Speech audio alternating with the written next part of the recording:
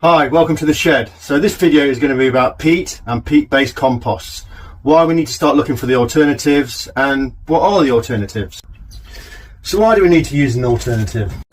Peat is extracted from peat bogs. These are fragile ecosystems that have been built up for hundreds of thousands of years, if not more. Peat bogs are waterlogged, so they contain these specific plants and wildlife that can thrive in these conditions.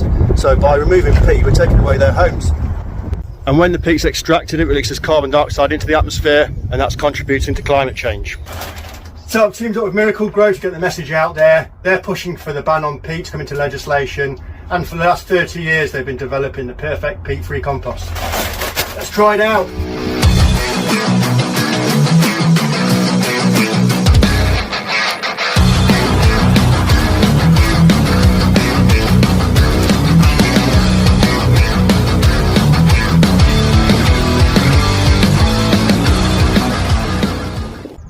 A peat-free compost is made up of composted bark, wood fibre, coir and other green waste.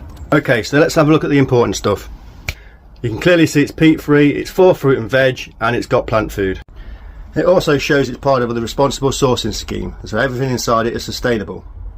So let's have a look at the back. So it shows you what it contains. It's got organic plant food which feeds for up to 6 weeks, so you don't want to be getting a really old looking bag because you might not get the benefit of that. It also contains 14 vital nutrients including nitrogen, phosphorus and potassium. It contains coir which locks in the moisture, and the wood fibres are infused with organic nitrogen. So it also says how to use it. It concentrates on container baskets and beds and borders.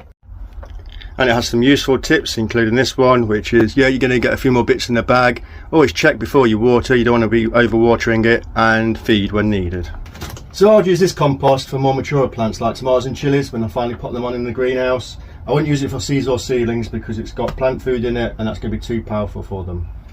And as you've already seen, I'll also use them to give my veg patches a good old boost at the allotment. The ban on peat for us amateur gardeners is coming soon. So go peat free, choose a decent brand like Miracle Grow, and you could be helping wildlife and the planet as well.